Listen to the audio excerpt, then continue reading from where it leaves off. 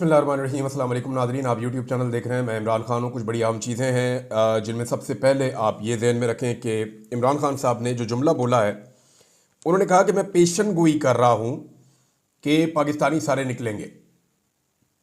उन्होंने कहा कि 24 नवंबर के हवाले से मैं पेशन गोई कर रहा हूँ कि पाकिस्तानी आएंगे और अपना मुतालबे मनवा कर वापस जाएंगे। ये तो इमरान खान साहब ने बाद में मुतालबा किया पाकिस्तानियों से, लेकिन वो पेशन गोई कर रहे हैं कि बहुत बड़ी तादाद में पाकिस्तानी ना सिर्फ निकलेंगे बल्कि वो पहुंचेंगे इस्लामाबाद में।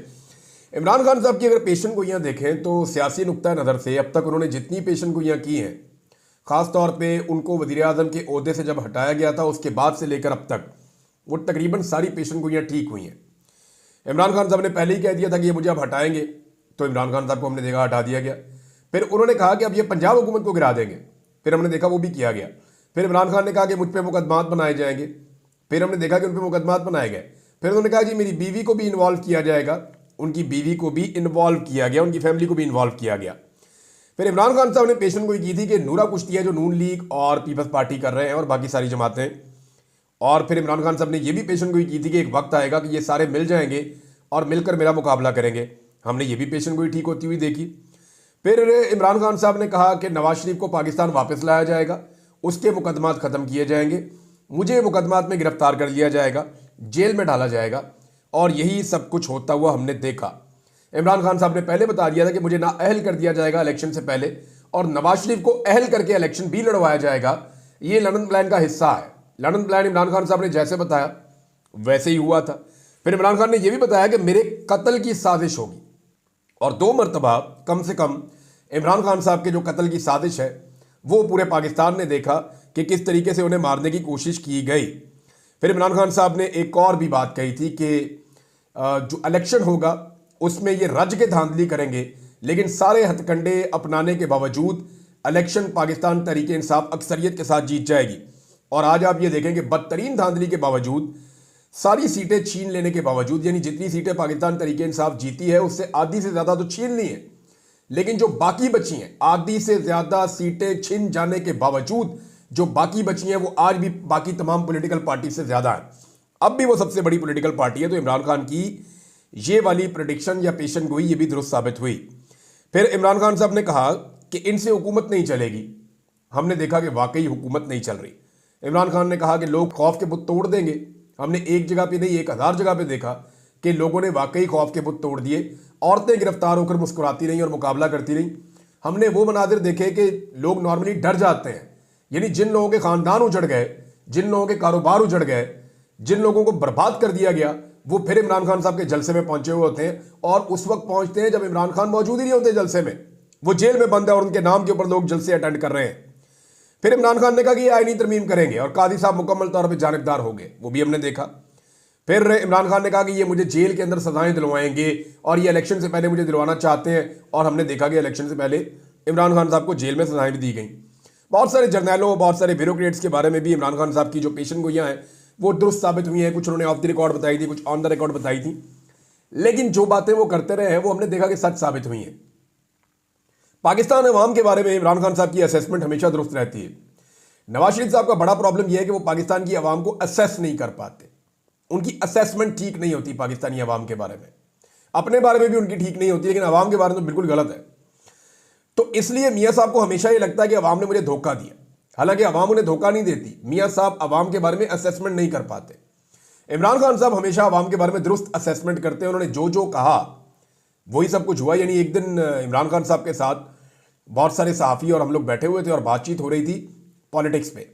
तो इमरान खान साहब के सामने जब एक नुक्ता किसी उनकी पार्टी के बंदे ने रखा तो उन्होंने कहा नहीं, अभी लोग इसके लिए तैयार नहीं है।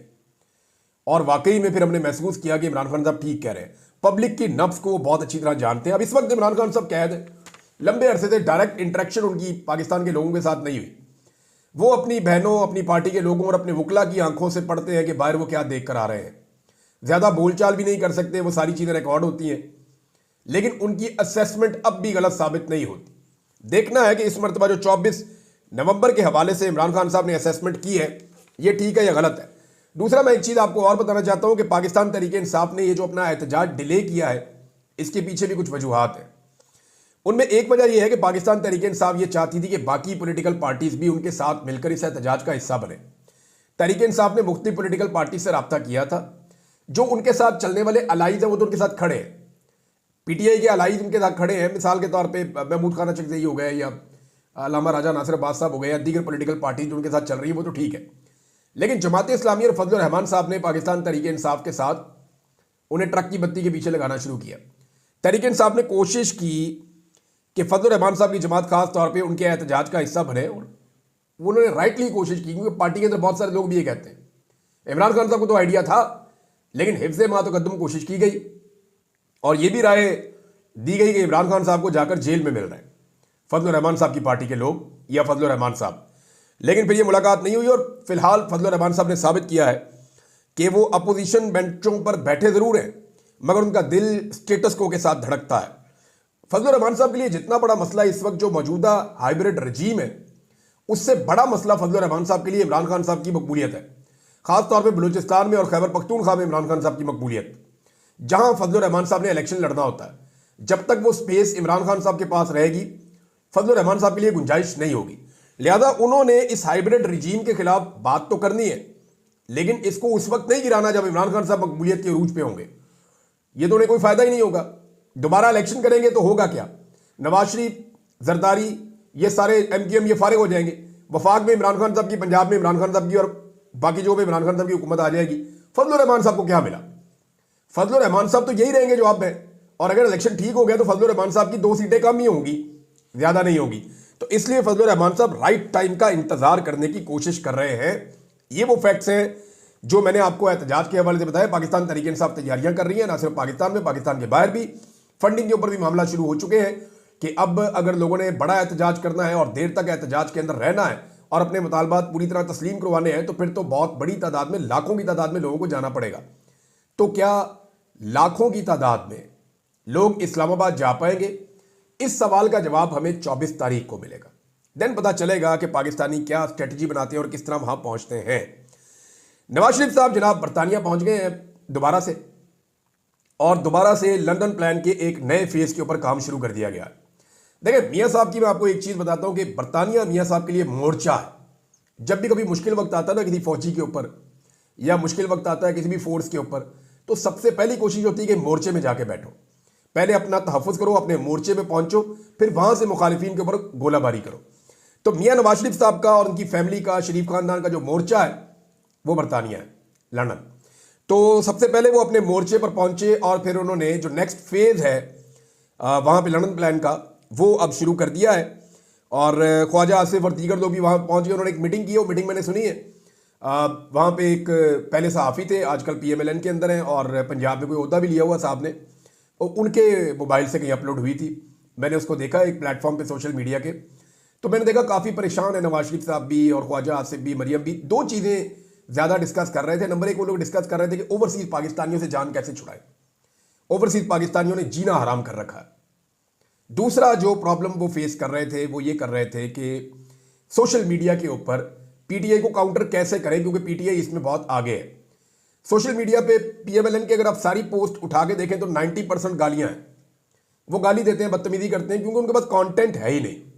वो कोई फैक्ट्स नहीं दे सकते, कोई फिगर्स नहीं दे सकते, कोई लॉजिकल बात नहीं कर सकते, लिहाजा वो गालियां देते हैं। तो गालियों के साथ जो है वो सोशल मीडिया पे आप मुकाबला नहीं कर सकते। ख्वाजा आसिफ यही कहते हैं उसमें कि यार कंटेंट बनाओ, कुछ कंटेंट बनाओ। भाई आपके पास कुछ होगा तो कंटेंट बनाएंगे ना। पाकिस्तान में महंगाई अपने उरूज पे है, पाकिस्तान के अंदर जो है ये जाली आदादोशुमार ये लेकर आ रही है हुकूमत। अब नवाज शरीफ साहब बार बार कह रहे थे अब एशियन टाइगर पाकिस्तान को मत बनाने वाले हैं अब दोबारा। आप देखें जब भी इनकी हुकूमत जा रही होती है ना, या ये काबू आ जाते हैं अवाम के, तो ये फौरी तौर पे रोला डाल देते हैं कि जनाब हम तो बहुत तरक्की ला रहे हैं, पाकिस्तान में देखें हमसे हुकूमत छीन ली है। हालांकि इस वक्त जो आदादोशुमार है ये सारी जाली है, सारे फोर्ज है। पाकिस्तान के अंदर सरमायाकारी लोएस्ट है। पाकिस्तान के अंदर ओवरसीज पाकिस्तानी ट्रस्ट नहीं कर रहे, पैसा नहीं भेज रहे, ये अपने मुंह से मानते हैं। पाकिस्तान में IT इंडस्ट्री नीचे जा रही है, पाकिस्तान की एक्सपोर्ट्स नीचे जा रही हैं, पाकिस्तान के अंदर ज़र मुबादला के ज़खायर नहीं बढ़ रहे हैं, पाकिस्तान के अंदर टारगेट अचीव नहीं हो रहा टैक्स कलेक्शन का। जब ये सारे फिगर्स आपके सामने हैं तो फिर पाकिस्तान तरक्की कैसे कर रहा है? IMF नई से नई शर्तें लेकर आ रहा है। अब पाकिस्तान में ज़राअत के ऊपर टैक्स नए साल से ये शुरू करने जा रहे हैं और टैक्स वसूली शुरू करेंगे। किसानों की भी कमर तोड़ देंगे, ये इंडस्ट्री की तो पहले ही तोड़ दी है। जो इनकी पॉलिसीज हैं कोई भी इनसे खुश नहीं है, ना इंडस्ट्री में लोग इनसे खुश हैं, ना ताजिर इनसे खुश हैं, और ना इनसे जो है वो बड़े बड़े कंपनियों के मालिक खुश हैं, ना आईटी वाले इनसे खुश हैं, ना किसान इनसे खुश है, ना मजदूर इनसे खुश है, कोई इनसे खुश नहीं है। और महंगाई में इजाफा हुआ है, कमी नहीं हुई। ये जाली अदादोशुमार इसलिए देते हैं कि हमारी हुकूमत गिर जाए। मैं सिंपल एक बात कहता हूं ना, वो जिन लोगों को शौक था कि माइक लेके निकल जाते थे बाजारों में, इमरान खान साहब का दौरे हुकूमत शुरू हुए सिर्फ 2 महीने हुए थे, माइक लेकर लोग बाजारों में निकल जाते थे, लोगों के मुंह के अंदर डाल देते थे माइक। बताओ जी तब्दीली का मजा आ रहा है, बताओ जी महंगाई हुई है या नहीं हुई, बताओ जी चीजें ठीक हुई या नहीं हुई, बताएं जी पाकिस्तान में कौन सी तब्दीली आई। ये सवाल करते थे ना। अब जाओ ना जाके लोगों से पूछो कि भाई आटा कितने रुपए किलो है, लोगों से पूछो चीनी कितने की है, लोगों से पूछो दालें कितने की हैं, घी कितने का है, लोगों से पूछो पेट्रोल कैसे मिलता है, लोगों से पूछो कि उनका किचन कैसे चलता है, उनकी रोजी रोटी कैसे चल रही है। जाके लोगों से ये सवालात करो। अब वो लोग आपको लोगों से ये सवालात करते हुए नजर नहीं आ रहे। हाँ, एक टीम हम बना रहे हैं और इंशाल्लाह विद इन अ वीक, एक हफ्ते के अंदर या हो सकता है इससे पहले, हम शुरू करवाएंगे कुछ सर्वे जिनमें लोगों से हम पूछेंगे और उनको शेयर करेंगे सोशल मीडिया पे, ताकि पता चले कि महंगाई ने लोगों पे क्या इंपैक्ट डाला है। क्योंकि पाकिस्तान का मीडिया आपको ये नहीं दिखाएगा। पाकिस्तान का मीडिया आपको वही दिखाएगा जो खबरें उनको नामालूम सोर्सेज से आती हैं। मिसाल के तौर पे जियो न्यूज़ ने खबर चला दी बड़ी अजीब कि जी पाकिस्तान में 2 करोड़ ऐसे शहरी हैं जो फहश किस्म की वेबसाइट्स देखते हैं। हालांकि डाटा ये नहीं कह रहा, और डाटा ये कह रहा है कि 2 करोड़ ऐसे शहरी हैं जो वीपीएन इस्तेमाल करते हैं। और वीपीएन का इस्तेमाल लोग आज पाकिस्तान में यूट्यूब को देखने के लिए कर रहे हैं, क्योंकि बहुत सारे यूट्यूब चैनल्स नहीं दिखाए जा रहे। लोग ट्विटर को इस्तेमाल करने के लिए वीपीएन का इस्तेमाल कर रहे हैं। बहुत सारे लोग अपने कारोबार के लिए वीपीएन का इस्तेमाल कर रहे हैं। कॉर्पोरेट सेक्टर है वो पूरा वीपीएन के ऊपर चलता है। भाई 2 करोड़ लोग इस्तेमाल कर रहे हैं तो सारे के सारे गंदे ही हैं आपकी तरह के। तो ये खबरें जो है ना, जो फीड की जाती है ना जहां से, वो उस तरीके से ही फीड होकर चलती है। तो मीडिया तो वो दिखाएगा नहीं। तो हम कोशिश करेंगे कि महंगाई के जो सारे मामला हैं वो आपके सामने लेकर आए। अब जनाब एक चीज और मैं आपके सामने रखना चाहता हूं, और वो है कि ओवरसीज पाकिस्तानियों के हत्थे चढ़ गए ख्वाजा आसिफ भी। देखिए, मैं नॉर्मली जो रवैया है इस तरह की चीजों की मैं हमायत नहीं करता, लेकिन जो कुछ पाकिस्तानियों के साथ हुआ है, ओवरसीज पाकिस्तानियों का गुस्सा अब जायज नजर आता है। मिसाल के तौर पे जो जुल्म, बर्बरियत, फसाइयत और तबाही इन नाम नेहाद लीडरों ने पाकिस्तान के अंदर मचाई है, उसे देखकर ओवरसीज पाकिस्तानियों का गुस्सा जायज लगना शुरू हो गया है। एक मरतबा आपको याद है, ये यानी ख्वाजा आसिफ 3 दफा इलेक्शन हारे और तीनों दफा इन्होंने एस्टेब्लिशमेंट से कह के जीता है। 2 दफा उस्मान डार से हारे और 1 दफा उस्मान डार की वालदा रेहाना डार साहबा से हारे। अब ये ख्वाजा आसिफ साहब बैठ के जो है वो भाषण दें इखलाकियात के, तो वो तो फिर अच्छी बात नहीं है ना। क्या खवातीन के गिरबानों पे हाथ नहीं डाले गए ख्वाजा आसिफ साहब के शहर में, और उन खवातीन के गिरबानों पे जो इनके खिलाफ है या जो इनके ओपोनेंट है, जुल्म और बर्बरियत नहीं की गई? लगातार की गई है, बार बार की गई है। और अब जूते साफ करके इन्होंने एक आलमी रिकॉर्ड बना दिया जूते साफ करने का। अगर फितना फैलाने का या लोगों को उकसाने का कोई अवार्ड होता ना, तो नंबर 1 अवार्ड ख्वाजा साहब को मिल जाता। ये लोगों को बहुत इंस्टिगेट करते हैं, बहुत गुस्सा दिलाते हैं। इनकी कोशिश होती है कि लोग इदारों के साथ लड़े झगड़े और उस झगड़े का फायदा इनकी पॉलिटिकल पार्टी को। बहुत बारीक वारदात डालते हैं ख्वाजा साहब, लेकिन ओवरसीज पाकिस्तानी पढ़े लिखे बाशऊर है, उन्हें इस बात की समझ है। अच्छा, सोशल मीडिया के हवाले से ना ताहिर अशरफी साहब का स्टेटमेंट है, मैं आपको पढ़ के सुनाना चाहूंगा। ताहिर अशरफी साहब इमरान खान साहब के साथ भी होते थे, उससे पहले भी हुकूमत के साथ होते थे, अब भी हुकूमत के साथ ही हैं, निगरान हुकूमत के साथ भी थे। तो एक्चुअली ताहिर अशरफी साहब जो है वो एस्टेब्लिशमेंट के साथ हैं। इनके फौज में बड़े अच्छे ताल्लुकात हैं, ये वहाँ लगातार ताल्लुकात अपने मेंटेन रखते हैं। जो भी हुकूमत आती है तो ये हुकूमत में ही रहते हैं, क्योंकि एस्टेब्लिशमेंट हमेशा हुकूमत में होती है। तो ताहिर अशरफी साहब एक्चुअली एस्टेब्लिशमेंट के आदमी, तो ये भी हुकूमत में ही होते हैं। और इन्होंने कुछ सऊदी अरब में भी ताल्लुकात थोड़े बहुत बनाए हुए हैं। अब कहते हैं जी कि नौजवान नस्ल को बचाने के लिए फायरवॉल लगानी पड़े, वीपीएन बंद करना पड़े, करें, आपको ये तमाम इकदाम करना होंगे। अब मैं इसको जरा पूरा कर देता हूं उनके स्टेटमेंट को, कि नौजवान नस्ल को शऊर से बचाने के लिए फायरवॉल लगानी पड़े, वीपीएन बंद करना पड़े। यार आप आलम दीन है हाफ साहब, आप तो हमें ये बताते रहे हैं, जब आपको बारी आ जाए आपकी इंसाफ करने की, बारी आ जाए आपकी जुल्म के खिलाफ बोलने की, तो आप हमें हजरत उमर फारूक रज़ियल्लाहु अन्हु की मिसालें देते हैं। आप बताते हैं कि वो तो उनके सामने कोई भी खड़ा होकर सवाल कर सकता था। मस्जिद में वो नमाज पढ़ाने लेट आ जाए तो वहां खड़े होकर सवाल हो जाता था, और वो उसको माइंड नहीं करते थे बल्कि शुक्रिया अदा करते थे।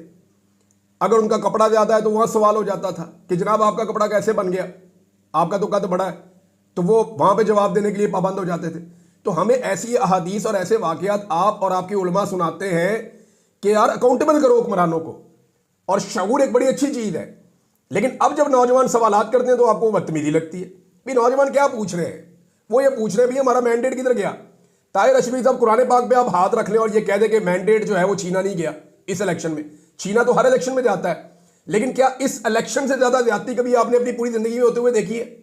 कभी भी आपने इतनी बड़ी ज्यादती अपनी पूरी जिंदगी में होते हुए नहीं देखी होगी। ओवरसीज पाकिस्तानी नादरीन उन्होंने तबाही फेर दी है गलियों के अंदर, हर जगह के अंदर जहां से ये निकलते हैं। हिल्टन होटल के बाहर ये जब निकले मीटिंग करके, उन्होंने चोर चोर, और सबसे उनका पसंदीदा नारा है वो मरियम के पापा चोर हैं। ये वो बहुत ज्यादा लगाते हैं ओवरसीज पाकिस्तानी नारा। मुझे लगता है उन्हें किसी ने बता दिया कि इस नारे से नवाज शरीफ या मरियम नवाज बहुत चिढ़ते हैं, तो उनको ये वाला नारा सुनाओ। अब वो वहां पे अपने साथ जो है वो वर्कर शर्कर लेके घूम रहे हैं। यहाँ पंजाब से भी लोगों को साथ लेकर गए हुए हैं, पता नहीं किसके खर्चे पे बंदे पहुंच गए हैं वहां पे, लेकिन बंदे पहुंच गए हैं। और वहां पे 20-22 लोग अपने साथ लेकर घूमते हैं। दूसरी तरफ ओवरसीज पाकिस्तानी भी इकट्ठे होकर आ जाते हैं। जिन ओवरसीज पाकिस्तानियों के ऊपर पाकिस्तान में कार्रवाइयां की गई और ये क्लेम किया गया कि अब ये डर गए हैं, किसी सूरत बाहर नहीं निकलेंगे, किसी सूरत आकर एहतजाज नहीं करेंगे, वो सारे ओवरसीज पाकिस्तानी दोबारा पहुंचे हुए थे खौफ के बुत तोड़कर, और वो एहतजाज कर रहे थे। उन्होंने अपनी वीडियोस बना के बताया कि जनाब हमें कोई खौफ नहीं है, हम इस जुल्म और फस्तायत के खिलाफ खड़े रहेंगे।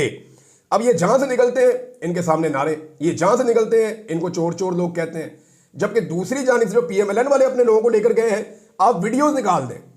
यानी मैं खुद देख रहा था कि खातून खड़ी है पाकिस्तान तहरीक इंसाफ की, वो ये कह रही है कि आप अपनी जबान देखें, हम एहतजाज कर रहे हैं, हम सिर्फ ये कह रहे हैं कि इन्होंने चोरी की है, हम ये कह रहे हैं ये मैंडेट चोर है, इन्होंने मुल्क को लूटा है। आप गालियां क्यों दे रहे हैं? और दूसरी तरफ से माँ की गालियां, बहन की गालियां, गंदी गालियां, और जो शख्स दे रहा है वो पंजाब में एक ओहदे पे बिठाया हुआ है इन्होंने। मुझे हैरत होती है वैसे कि इनकी पसंद क्या है, और जानबूझकर ऐसे लोगों को बिठाते हैं मेरे ख्याल में। मोहम्मद जुबैर साहब ने भी एक और पोल खोल दिया है, और ये जो पोल मोहम्मद जुबैर साहब ने खोला ये बड़ा खौफनाक है, और मेरी एक खबर की तस्दीक है।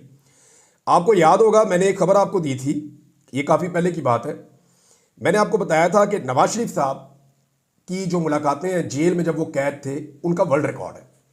मैंने आपसे बताया था कि पर डे पे जब आप डिवाइड करते हैं उनकी मुलाकातें, तो जितने दिन नवाज शरीफ साहब जेल में रहे हैं उनके रहने की मुद्दत के ऊपर अगर उन मुलाकातों को डिवाइड करें तो पर डे 20 से 22 मुलाकातें बनती हैं, 20 से ऊपर बनती हैं। इतनी मुलाकातें मियां नवाज शरीफ साहब ने की हैं। मोहम्मद जुबैर साहब जो उन दिनों में नवाज शरीफ साहब की आंख का तारा हुआ करते थे, वो फरमाते हैं जी कि उन्होंने तस्दीक की इस खबर की कि मियां साहब हर जुमेरात को 150 से 200 लोगों से मिलते थे। यानी 200 लोग मियां साहब को मिलने जाते थे, और सिर्फ जुमेरात वाले दिन ये मुलाकातें होती थी। रोज़ाना की मुलाकातें अलग हैं जो ऑब्लाइज करके करवाई जाती हैं, और उसके अलावा जो मुलाकातों वाले दिन है उनकी मुलाकातें अलग करवाई जाती थी। तो मियां साहब की मौजें लगी हुई थी, और पाकिस्तान तहरीक इंसाफ के दौर में कोई पाबंदी नहीं लगाई जाती थी। जबकि अभी दफा 144 के नाम के ऊपर 3 अपोजिशन लीडर, पंजाब का भी, कौमी असम्बली का भी और सेनेट का भी, तीनों को उठा लिया जाता है। कहां से? अडियाला जेल के बाहर से, कि ये इमरान खान को मिलने आए हैं, तो इकट्ठे क्यों आ गए? दफा 144 के नाम के ऊपर उठा लिया जाता है। अब आप अंदाजा कीजिए कि कितना फर्क है पाकिस्तान तहरीक इंसाफ के तर्ज सियासत में और PMLN के पुराने घटिया तर्ज सियासत में। ये उसी तरीके पर चल रहे हैं जिस पे हमेशा चलते रहे हैं। मरियम नवाज साहबा ने एक क्लेम किया जी कि मेरा जो इलाज है वो पाकिस्तान में है ही नहीं, बल्कि दुनिया के सिर्फ 2 मुल्कों में है, एक अमेरिका में है और एक जिनेवा में है, और दुनिया के और किसी मुल्क में इलाज नहीं है। उन्होंने जो बीमारी बताई उस हवाले से मैंने कुछ डॉक्टर्स हैं, सीनियर सर्जन हैं, उनसे मैंने रब्ता किया, उन्होंने इसके बारे में बड़ी तफसीलात बताई हैं। वो मैं आपके साथ बाद में शेयर कर दूंगा। एक और चीज़, एक फोर्ज डॉक्यूमेंट है, एक जाली खबर है जिसको PMLN और एस्टैब्लिशमेंट से ताल्लुक़ रखने वाले कुछ सहाफ़ी फैला रहे हैं। अगली वीलॉग में आपको बताऊंगा। अब तक के लिए इतने, अपना ख्याल रखिएगा, अपने चैनल का भी। अल्लाह हाफ़िज़।